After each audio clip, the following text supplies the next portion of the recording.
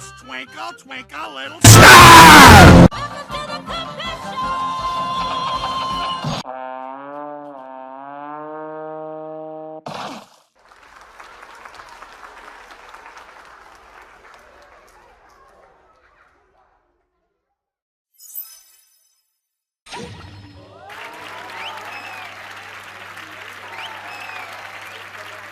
Cuphead is a show that came out earlier this year. I really enjoy it. It's based off the actual video game that came out in 2017. A game that I have not played, but I at least know the gist of it. It's a game in the style of cartoons from the 1920s and 1930s. The rubber hose era, if you will.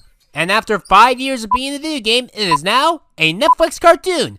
Yeah, I could talk about those Netflix controversies with them getting sued and near bankruptcy, the ads and their terrible business and binge policies, but I have a special video series coming out in the near future that will talk about that aspect of Netflix instead. Today, it's all just about Cuphead, and I'll talk about other 2022 animations in the future. Trust me, I have some upcoming Ryanimation reviews that will talk about some of those. For Cuphead, the first thing I want to address is something unfortunate about this show. Oh, it's nothing to do with the quality of the show, far from it in fact, but it's how other people think of the quality of this show. Even though it got a lot of praise from viewers, critics didn't think too highly of it when it first came out. It didn't even get that high of a rating on Rotten Tomatoes, one of the many reasons not to trust that site. At all. Actually, Rotten Tomatoes is a joke in general. I don't know why people always talk about that in my server. But from what I gather, critics didn't care for it because it didn't have lore! Because it wasn't a full-blown continuity-based show and just felt more like a slice-of-life show.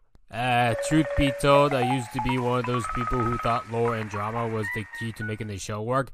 But upon realizing how fucking depressing that mindset is, and how terrible the last 2 years of my life were, I grew to like the genre of comedy more and more. Comedy is the best genre of storytelling. It's definitely the best way to escape reality and just put you in a good mood along with a great sense of humor. Yes, the new Cuphead show is a comedy. Who cares? Who cares if the episodes are out of order? Who cares if it's just fun, silly shenanigans? Not every Netflix show has to have every episode be like a movie. There are multiple stories, not multiple chapters of a movie. Now that we got that stuff out of the way, let's talk about the show itself, starting with the animation. I mean, man, just look at the animation of this show. It really does feel like I went back in time to the 1920s or the 1930s. A lot similar to the 2020 Looney Tunes cartoon. The Cuphead show has a very similar style to the Cuphead video game. But even then, it feels like an updated take on them, having visual jokes that feel right out of the newer SpongeBob episodes. Notice some of the effects and shots are a different animation style. I think they're stop motion. If they're 3D CGI, then they do a fantastic job at disguising it, because I can't tell the difference. Good animation is one thing, but the writing is more important. So how is the writing of Cuphead? A Cuphead video game doesn't need to have great writing, it just needs to have fun bosses. But for a TV show, that needs an upgrade. Well, like the original game, it does focus on Cuphead. Pelman Man and his Pelman Man. No, stop it, stop! Pelman Man!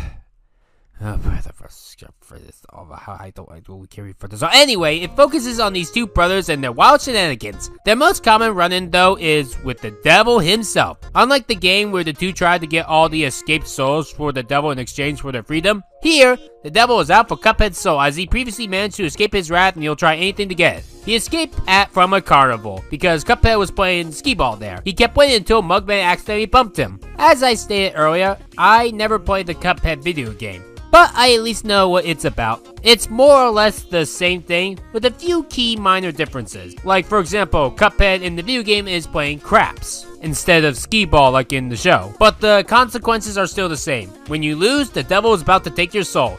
But you make a deal with him that you have to get all the other souls that slipped off his contracts by midnight, and then he might let you go free.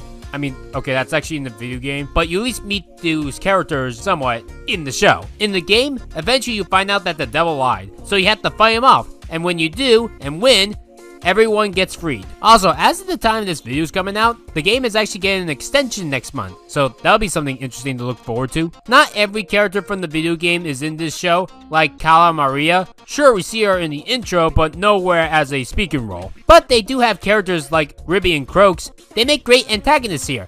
They have a boat dinner show for $20, but Cuphead and Mugman only have $5. but Ruby and Croak still take the money, but they throw Cuphead and Mugman into the water. You know what $5 gets you, don't you?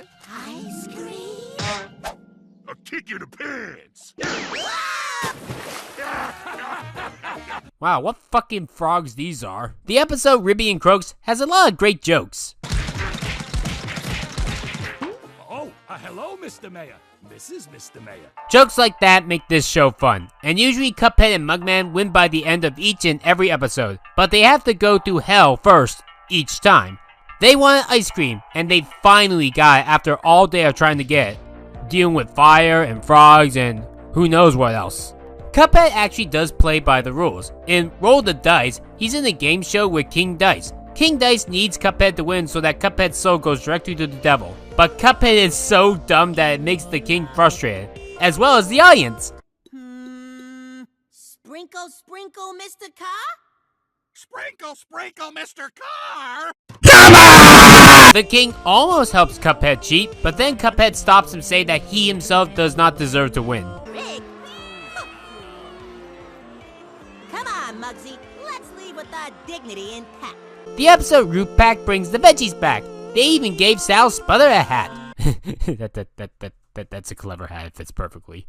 There's an episode called Baby Ball. It is the only time that I've ever seen that cliche baby plot work. You ever see in old cartoons or even modern ones where someone has to take care of a baby because if they don't, the baby will die because of a negligent babysitter or whatever? Yeah, I hate those kind of plots. But it works here because the baby is actually evil.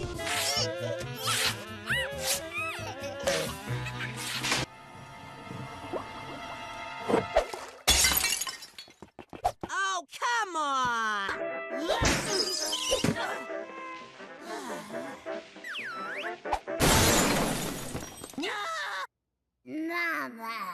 And Cuphead and Mugman's caretaker Elder Kettle makes it even funnier. Antique china in pieces, dresser smashed into wall.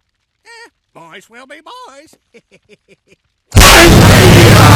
We have a whole nice cast of characters so far for this show, and I'm sure that there is more to come. We don't have anything confirming it yet, and Netflix isn't gonna release the other half of season 1 until like later this year.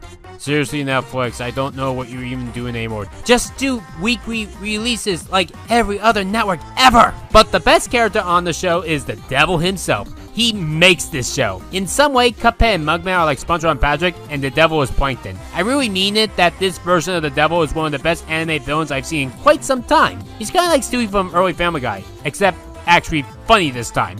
Oh, side note, you ever realize that Mugman kinda sounds like a modern Bugs Bunny? Like, I actually thought it was Eric Bauza at first voicing him. While some recent villains we get are really bad twists near the final act or end up getting last minute redemptions, the devil is unapologetically evil and loves every second of it. He's also an absolute riot. He's like Lord Hater in a way where he can both look pathetic and threatening at the same time. Just meet me around back. Listen, you little shoehorn. Stupid cat making me go around the back and the devil. Nobody tells me what to do. He also likes to party and absolutely hates this guy named Stickler because the devil just wants to have fun.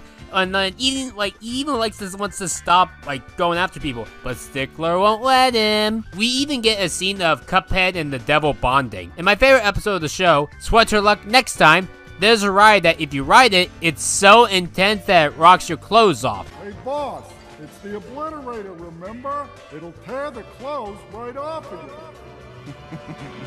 And of course, because Cuphead loves fun and danger, he wants to go on it. He has to wear this magical invisible sweater because if he doesn't, the devil can easily take his soul. But he wants to take off because it's itchy and hot and, you know, annoying. But Cuphead usually keeps it on. But then there's this ride that he doesn't even pay attention to and still wants to go on it. The devil even encourages it so that way Cuphead's sweater gets off him. My favorite part is how the devil can't stand Cuphead, but then learns to love him simply by just talking to him. You know, Cuphead, you're not so bad after all.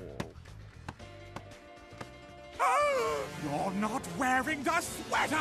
Yep, the devil bonded with Cuphead for nothing. The show is full of jokes that you'll find in classic cartoons, but I think they managed to still make them work for a 2022 audience. I guess since we're nearing the end of this Ryanimation review, we should talk about that new cup, Miss Chalice. The name's Chalice. Ms. Chalice. But listen, you don't want to get mixed up with a gal like me. Voiced by Grey Griffin herself. There's also a theory going around that Miss Chalice might be working for the devil. I mean, she's a ghost, and she did lure Cuphead and Mugman into a dark, creepy place. Sure, there were cookies in there, but that's just the bait, fellas. She even disappears into the wall, but Cuphead and Mugman end up getting thrown into prison. And that is where the show ends for now. And they promised to never get in trouble again. And they didn't. Until next time, of course. But that is another story. Thank you for watching this video. This video was edited by me, Rebecca. If you liked the video that you saw, consider supporting me on Patreon in the description below. Your name will appear at the end of every video, and your OC will be at the beginning of every video. To follow me on any other piece of social media, please check the description below. Thank you for watching. Star Giant Productions, out.